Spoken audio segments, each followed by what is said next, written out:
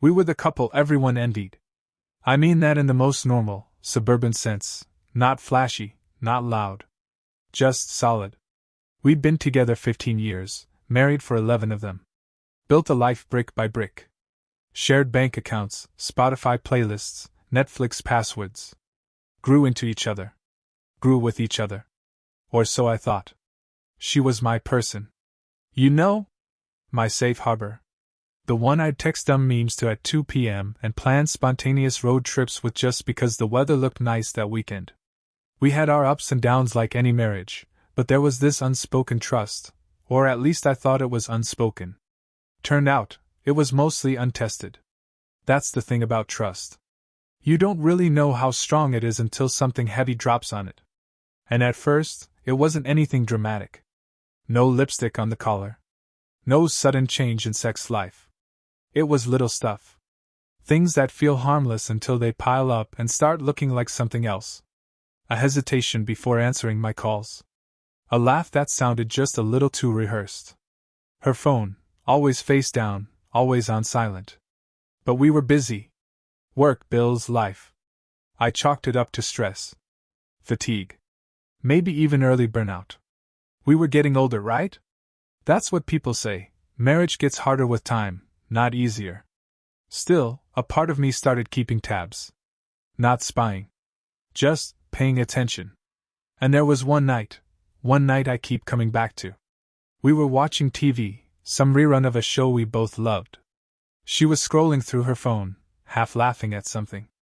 And I looked over, expecting to see some funny video or TikTok.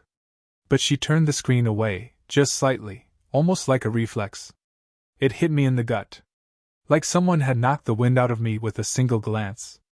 I didn't say anything.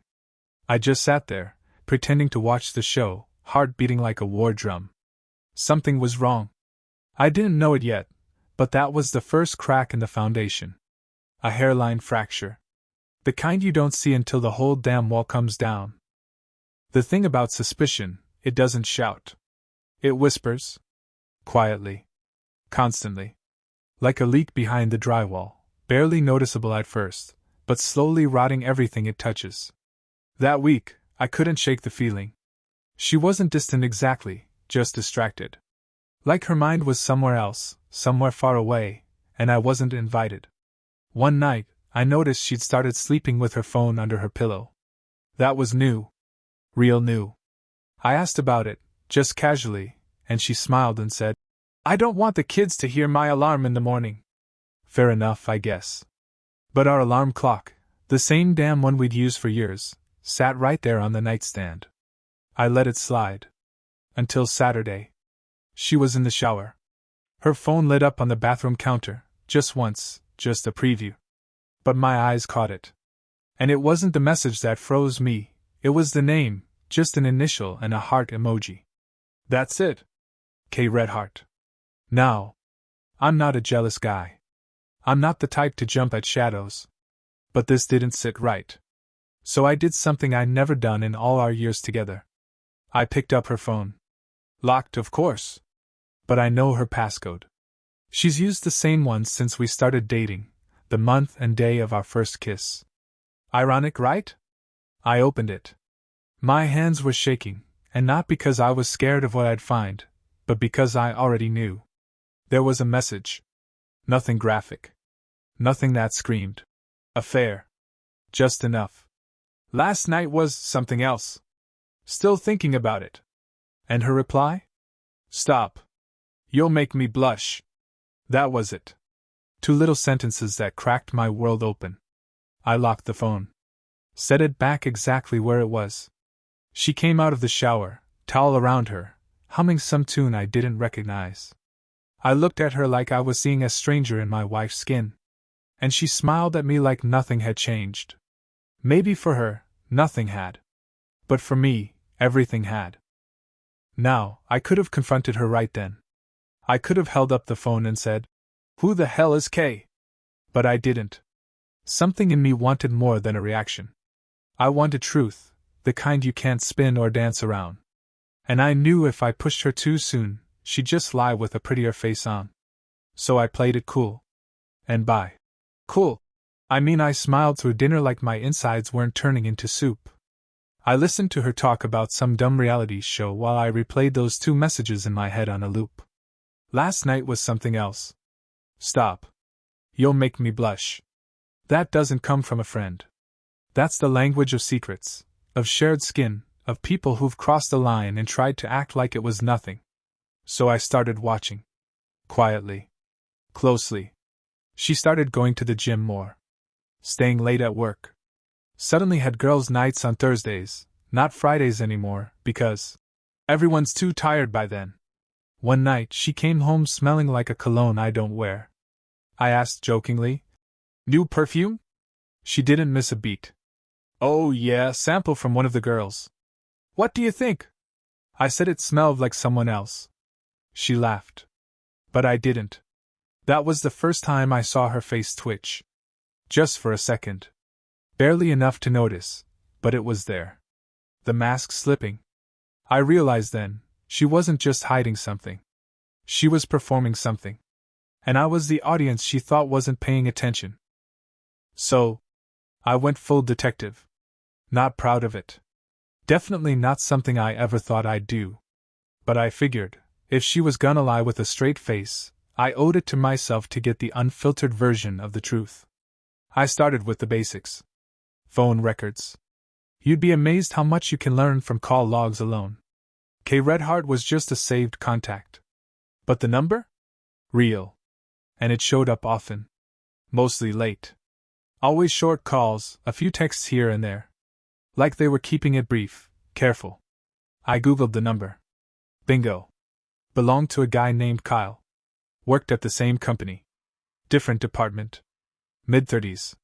Married. I found his LinkedIn, and wouldn't you know it, they'd both like the same post from some corporate HR thing about team synergy. Cute. I didn't tell her I knew. Not yet. Instead, I checked our calendar. Found a weekend she said she had to travel for work, which hadn't raised any flags at the time. But now I looked at it differently. I checked the hotel rewards account. We shared one. She booked a suite for 2 nights downtown. The kind with a jacuzzi tub. The kind that doesn't scream business trip. I sat there staring at the screen, just breathing. You ever feel your body go cold all at once? Like your blood just says, "Yeah, I'm done," and checks out? That's what it felt like. And still, I wasn't angry. Not yet. I was stunned. Like I'd been hit in the chest with a pillow full of bricks. Couldn't breathe, couldn't speak. Just sat in that room with the lights off, the screen glowing, and the sound of my marriage cracking quietly in my ears. I didn't cry. But something inside me did. I thought about storming into the room, slamming the laptop shut, and just laying it all out. You lied. I know. Tell me everything. But I didn't. Because deep down, I knew what would happen. She'd deflect. Deny. Cry, maybe. Make me feel like the villain for even asking. I didn't want a performance. I wanted the real her, if there was anything left of that. So I tried a different tactic. Over dinner, I said, real casual. "Hey, remember that weekend conference you had a couple months ago? Where was that again?" She paused. Just a beat too long. "Oh, the downtown Hilton." "Why?" I shrugged. "No reason. Just trying to remember. You said it was boring. But I think I saw something about that hotel having a jacuzzi suite. Fancy for a work trip, huh?" Another pause. Then she laughed. "Yeah, I guess they were out of regular rooms. I didn't even use the tub, was too tired. But hey, not complaining." I watched her face carefully. And she didn't flinch. Not a twitch. That scared me more than anything. She'd become good at lying. Like practiced. And you know what?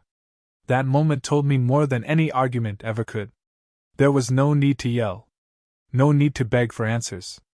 Because I already had them. She was gone. Not physically, she still slept next to me, still kissed my cheek goodnight. But emotionally? Spiritually? She was already on the other side of the bridge, and I was still standing in the middle with a map that no longer made sense. And that was the night I stopped trying to fix it. After that night, something in me shut off. Not in an angry, vengeful way. More like flipping a breaker during a storm, just to protect what's left from further damage. I still made coffee in the morning. Still kissed her goodbye. Still said love you, out of habit. But it didn't mean the same thing anymore. It was muscle memory. Nothing more. And I think she felt it, even if she didn't say anything.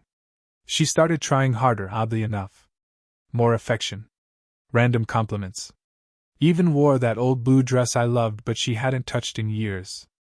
I'd catch her watching me sometimes. Like she was studying me. Trying to figure out what changed. But she never asked. And I didn't offer. Because this wasn't something I could explain with a tidy conversation over wine and candlelight. This wasn't a problem we could schedule around or sleep off. This was a fracture in the foundation. And no amount of throw pillows or date nights was going to fix it. I went through the motions for a while. Work. Dinner. Netflix. Sleep. Lather, rinse, repeat. But inside? I was rewiring. I started hitting the gym again. Not for revenge. Not to glow up or anything. Just to feel like myself. Started journaling, which, yeah, I know, sounds a little soft, but it helped. Gave the thoughts somewhere to go. I wasn't spiraling. I was stabilizing. And maybe that's what scared her most. Because when a man gets quiet, I mean truly quiet, that's not peace. That's preparation. So here's the thing about someone living a double life. Eventually, they slip. And when they do, it's not fireworks. It's subtle. Off-key notes in a song they've sung too many times. One morning, I'm making eggs. She walks in, kisses me on the cheek, says, "Hey babe, I'll be late tonight, big project, might grab drinks with the team after." I say, "Cool. Which team?" And she says, "Marketing." Only problem? 2 days earlier, she said marketing had already wrapped their campaign and were taking it easy for the rest of the month. It was a small thing. A throwaway line. But it hit like a siren. She caught herself a second too late. I saw it in her eyes. "Oh, well, I meant just a couple people from that team, not the whole department." "Sure." I smiled. "Got it. Have fun." And that was that. Except now, I knew for sure, she was still lying. Still seeing him. Or someone. Or maybe just addicted to the secrecy. Who knows? And when someone lies that easily, that casually, you stop taking anything at face value. Her compliments? Could be guilt. Her sex drive returning? Could be compensation. Her laughter at my jokes? Could be relief that I hadn't found more yet. And then, one night, she slipped again. We're lying in bed. She's scrolling. I'm reading. And she mumbles, barely above a whisper, "God, he's so stupid." I glance over. "Who?" She looks like she just bit into a lemon. "Oh. No one. Just a meme. Dumb meme." But the phone screen's dimmed, too fast. Too purposeful. And in that second, I knew who she meant. She wasn't talking about a meme. She was talking about him. Or worse, about me. They say if you dig long enough, you'll find what you're looking for. Thing is, sometimes you wish you hadn't. It was a Thursday. She'd left for work in a rush, laptop open on the desk, coffee half drunk, phone forgotten on the charger. And me? I was off that day. Supposed to be relaxing. Clearing my head. But something pulled me toward that screen. Her iMessage app was open. Just a single notification, sitting there like a glowing ember. "Last night still has me smiling. Your trouble, woman." Smirking face. No name this time. Just a number. No emoji. Just that message.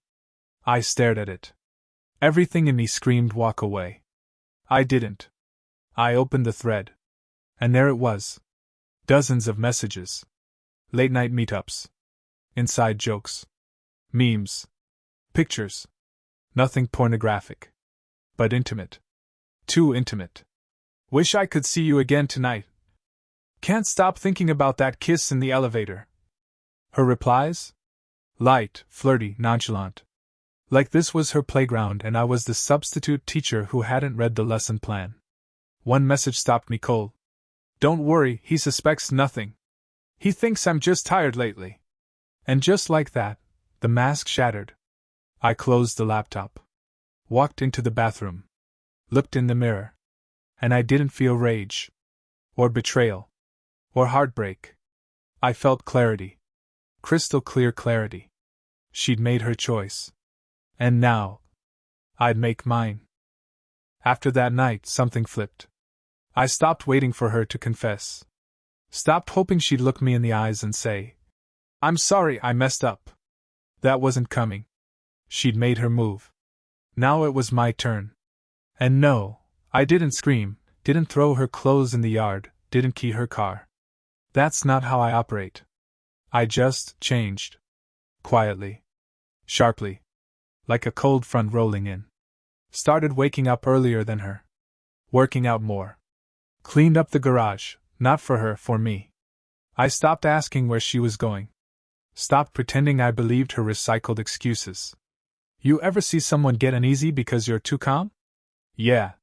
That was her. She'd say things like, You've been quiet lately. Or, Everything okay? And I'd just smile. All good. That smile? It scared her more than any fight ever could. Because deep down, she knew. She didn't know what I knew, or how much, but she felt it. The air was different. The power had shifted. I wasn't trying to win her back anymore. I wasn't trying to understand. I was observing. Taking notes. Preparing. And I realized something wild in the middle of all this. I didn't want revenge. I didn't want to ruin her. I just wanted out, clean, silent, and with my dignity intact. She could keep the stories. The lies. The affair. I was keeping me. So I started planning. Not some big, dramatic exit. No fireworks. No last word speech. Just quiet logistics. The kind that matter when you're walking out of a life and don't plan to look back. I met with a lawyer. Friendly guy. Looked like the kind of dad who grills burgers in New Balances. But sharp. Asked all the right questions. Listened more than he talked. That's when I knew I was in good hands. I didn't file anything yet. Just gathered information. Options. Exit routes. Meanwhile, at home, I started untangling my life from hers. Slowly. Carefully. Like pulling Velcro without waking the baby. I opened a new bank account. Changed my direct deposit. Moved small amounts at first. Just enough to not raise red flags. Took stock of what was mine, what was hers, what was ours. Made a list. Labeled everything in my head, emotionally and practically. I even started seeing a therapist. Which, I'll be honest, felt weird at first. But man, that helped. Gave me a place to unload the weight without dropping it on myself. All the while, she kept dancing. Same lies. Same smile. Same bedtime kisses that felt more like business transactions than affection. And I played along. Not to be fake, but to keep the peace. Keep her unaware. I didn't want to blow up. I wanted control. Funny thing? The more I pulled back, the more she leaned in. She started texting me during the day again. Making plans. Leaving love notes in my lunch bag like we were newlyweds. And every time I read one, I just smiled to myself and thought, You have no idea what's coming. The revelation didn't come from her. It came from me. One night, I was driving home. No music. Just road noise and the hum of my thoughts. And I started asking myself something I hadn't dared to before. What if she hadn't cheated? What if none of this had happened? Would I still be happy? Would I still feel seen? And the answer, the one that hit me harder than any betrayal ever could, was no. Even if she'd never touched another man, I still would have been losing myself. I'd spent years giving, adapting, absorbing, thinking that's what love meant. That if I just kept being reliable, kept showing up, kept giving grace, it would all balance out. But it didn't. Because love without honesty is just performance. And I was done being her audience. That was the moment everything crystallized. The moment I realized this wasn't just about cheating. It was about erosion. A slow, steady wearing away of who I was, and who we were, until all that was left was obligation dressed up as affection. So I went home. Sat across from her on the couch. She was scrolling, legs tucked under a blanket, sipping wine. And I just watched her for a moment. Not in anger. In acceptance. This woman, the one I built a life with, trusted with everything, was not coming back. And maybe she never really left. Maybe she was never fully there to begin with. I didn't pack a bag. Didn't leave a note. Didn't make a scene. I just left. It was a Wednesday morning. She was still asleep. Curled up under the comforter like a cat who'd never hurt a soul. Peaceful. Innocent looking. But I knew better now. I slipped out of bed, got dressed, grabbed my keys, and drove. No dramatic music. No misty eyes. Just clarity. Cold and clean. I had an apartment lined up already. Small. Simple. Quiet. Just mine. That first night alone, I didn't cry. I didn't get drunk. I sat on the floor, ate takeout straight from the box, and watched the ceiling fan spin. And for the first time in what felt like years, I could breathe. I sent her a message later that night. Just one sentence. I'm gone. You'll figure out why. She called. I didn't answer. She texted. Long messages. Short ones. Begging. Demanding. Blaming. Apologizing. I didn't respond. Not out of spite, but because there was nothing left to say. She'd burned the bridge and painted it pretty. I just stopped pretending it could carry us any further. And you know what? She never admitted it. Never came clean. Even when she realized I knew, she clung to the story like a kid with a broken toy. But it didn't matter anymore. Because I wasn't asking for the truth. I'd already lived it. Fallout doesn't always come with fire and smoke. Sometimes it's just silence. The kind that stretches days into weeks. She kept trying. At first, it was emotional, texts, voicemails. I miss you. I didn't mean for any of this. Type stuff. Then came the guilt trips. You didn't even give us a chance. As if I hadn't been holding up the ceiling for years. Eventually it turned bitter. She told mutual friends I abandoned her. Claimed she was blindsided. Painted herself as the victim. I didn't argue. I didn't correct the record. Why? Because people who know me, know me. I didn't need to win the narrative. I just needed peace. And the thing about truth is, it doesn't need defending. It just is. Meanwhile, her life started to unravel in little ways. Friends pulled away. Some figured it out, maybe from the way she overexplained, maybe from things she let slip. That affair partner? Yeah, he ghosted. Classic. And suddenly, she was alone. Not because I left, but because she built her life on smoke and mirrors. And the wind finally came. As for me, I started rebuilding. Slowly. Deliberately. Therapy. Hikes. Reading more. Sleeping better. Laughing more than I had in years, real, from the gut kind of laughs. I didn't just get out of a broken marriage. I escaped a slow erosion of self. And that, my friend, is freedom. It came 3 months later. A quiet Sunday. Rain tapping on the windows, coffee in hand, some old blues playing in the background. I hadn't heard from her in weeks. Then, ding. A single message. I saw you the other day.